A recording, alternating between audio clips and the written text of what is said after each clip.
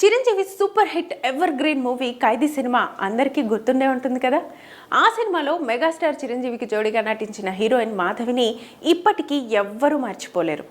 చిరంజీవితో సమానంగా తన డాన్స్ పర్ఫార్మెన్స్తో మెస్పరైజ్ చేసిన హీరోయిన్ మాధవి ఆ తర్వాత స్టార్ హీరోయిన్గా సౌత్లో తనకంటూ ప్రత్యేకమైన గుర్తింపును సొంతం చేసుకుంది.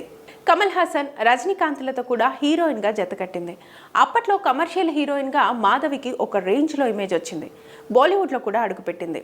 అయితే మంచి ఫామ్లో ఉండగానే పెళ్లి చేసుకుని అమెరికాలో సెటిల్ అయింది. అయితే అప్పటికి మాధవి అంటే అందరికీ ఆమె అందం, ఖైదీలో చేసిన ఆమె డాన్స్ పర్ఫార్మెన్సే గుర్తొస్తాయి.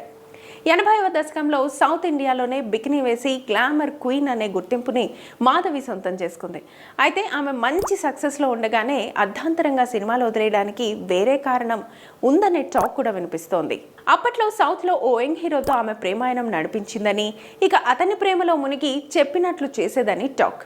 ఈ కారణంగా ఆ హీరోతో ఆమె బోల్డ్ క్యారెక్టర్స్ కూడా చేయించాడని, తన సినిమా కోసం ఆమె కెరీర్ని నాశనం చేసే ప్రయత్నం చేశాడనే మాట కూడా వినిపిస్తోంది. ఇక మలయాళంలో ఒక బి గ్రేడ్ సినిమా కూడా చేయడానికి మాధవి చేసిందని, దీంతో ఆమెపై నెగిటివ్ టాక్ ఇండస్ట్రీలో బాగా స్ప్రెడ్ అయిపోయింది. ఇక ఆ విషయాన్ని గ్రహించిన మాధవి తల్లిదండ్రులు వెంటనే సినిమాలకి ఫుల్ స్టాప్ పెట్టి వ్యాపారవేత్తగా స్థిరపడుతున్న శర్మతో పెళ్లి చేసినట్లుగా సమాచారం. ఇక తల్లిదండ్రులకు ఇచ్చిన మాట కోసం తర్వాత కూడా ఆమె సినిమాల జోలికి వెళ్ళలేదు. ఆ మధ్య ఓ టీవీ ఛానల్ ఇంటర్వ్యూలో కనిపించినా మళ్ళీ వెండితెర మీద కనిపించాలనే ఆసక్తి లేదని స్పష్టం చేసింది. ప్రస్తుతం మాధవి ఎన్ఆర్ఐగా అమెరికాలో సెటిల్ అయి